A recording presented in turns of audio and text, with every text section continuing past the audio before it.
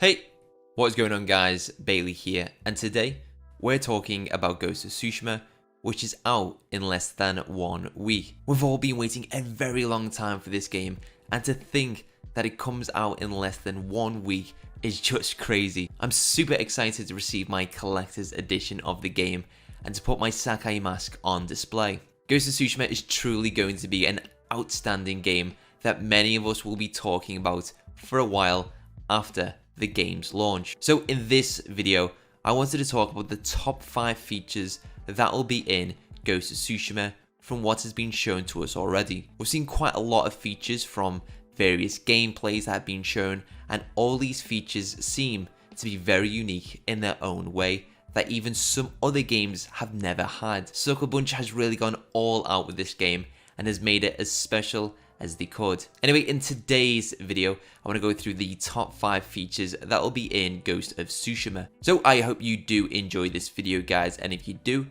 don't forget to leave a like and be sure to subscribe to see more Ghost of Tsushima videos from me in the future. So let's get into these features. In Ghost of Tsushima, you will be exploring and traveling quite a lot through Tsushima Island for quests or for your own fun. Exploration has been at the heart of Sucker Punch's open world design. However, when you need to get to a certain destination, you won't be able to rely on a standard waypoint on the map. Instead, the island itself will guide you in the most thematic and immersive ways possible. The way the island guides you is by the guiding wind. The guiding wind can be activated at any given moment to help you navigate the island. Once you activate the guiding wind, the wind will be able to guide you into the right direction of where you need to go from where you have selected on the map. The guiding wind can help you go anywhere from quests, side quests, enemy strongholds,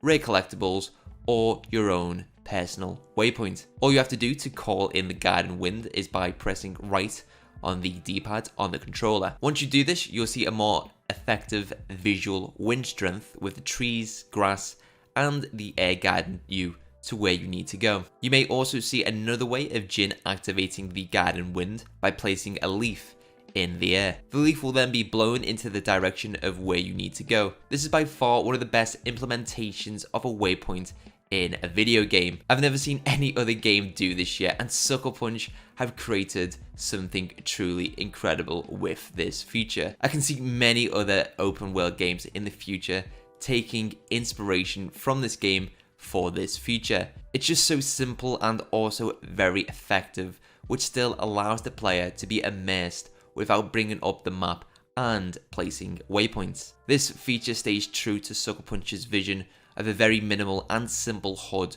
which allows the game to be more cinematic, similar to the samurai movies that inspired the development team. So throughout exploring Tsushima Island from either foot or horseback, you may find it difficult to discover areas you have not found yet, such as unique locations, collectibles, or even towns. So while exploring, you will come across a variety of different animals. Some of these animals can be a threat, some just wander the world, but some are very important. So keep your eyes peeled for certain animals that seem to interact with Jin's presence. These animals can lead Jin to special and unique locations on Tsushima Island. Birds, for example, will lead Jin to points of interest, such as hidden locations, which was shown in the state of play. We see Jin follow a bird, which then flies towards a man next to a campfire, which we can then interact with by pressing R2 on the controller to speak to him. This then may provide Jin with an optional side quest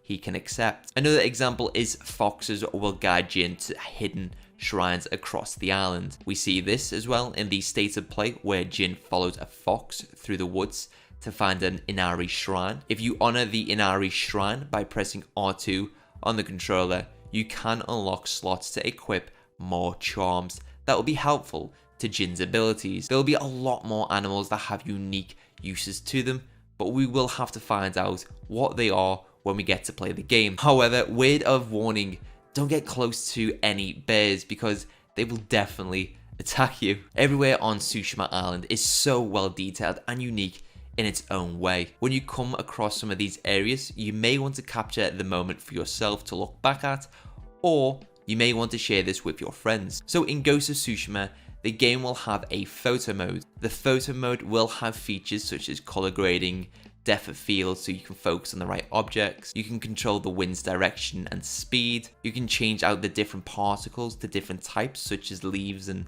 fireflies. You can also add effects on top of all this too, such as different text elements or bars. For those of you who want to add more atmosphere to your photos, you can do this by selecting a track of music from the Ghost of Tsushima original score that will help bring more character to your photo. Usually when I play a new video game and I'm currently on my first ever playthrough, I will never use the photo mode. The reason why I do not touch the photo mode on my first ever playthrough is I like to experience everything the game has to offer and to also find cool and unique locations through story progression, which would be perfect for photos. However, I think when it comes to Ghost of Tsushima, I'm going to be taking photos non-stop. So if you want to see some of these photos that I will be taking in Ghost of Tsushima, you're best following me on Twitter at Bailey Points. You can also find a link to my Twitter in the description box down below. So what about you? Do you use photo mode quite a lot in video games, or do you just tend to play around with it for a short time and not bother with it too much? Let me know in the comment section down below.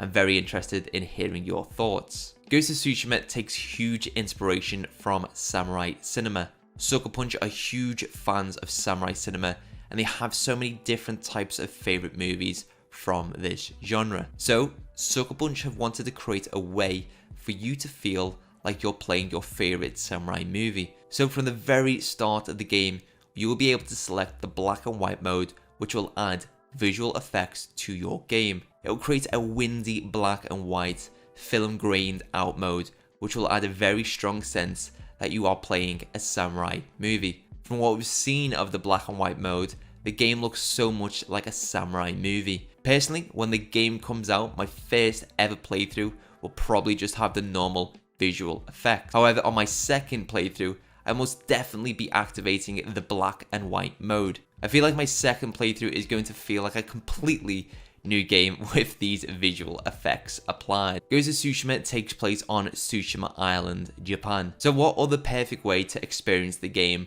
by playing with a Japanese voice track with subtitles. Ghost of Tsushima allows you to turn this option on with the Japanese voice track option with subtitles before the very first scene in the game even begins. This will make your playthrough a more traditional experience by turning this option on. So that was it. That was the top 5 features that will be in Ghost of Tsushima. As I mentioned earlier, this game will have so many unique features to it that no other game has done before. Sucker Punch have made this game truly special and made it the best game they could possibly create. I think my favorite feature that will be in Ghost of Tsushima is going to be either the guiding wind or the photo mode. The guiding wind is just a clever and simple way of allowing the player to navigate the world and not to break their immersion by bringing up a map and selecting a waypoint. As I said earlier, I can see future games implementing this feature. Also, the photo mode looks far better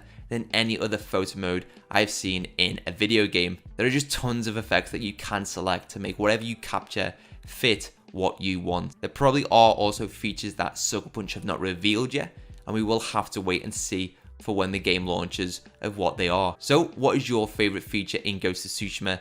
Let me know in the comment section down below. I'm very interested in hearing your thoughts. So that is it for this video. I hope you guys enjoyed it. If you did, please leave a like. Also, if you do enjoy content like this, be sure to hit that subscribe button and click on the bell icon to turn on notifications so you don't miss my next upload. Also, don't forget that you can check me out streaming over on Twitch during the week, and you can find a link to my channel in the description box down below. Be sure to drop by and get involved. Thanks again for watching, take it easy, and I'll catch you next time.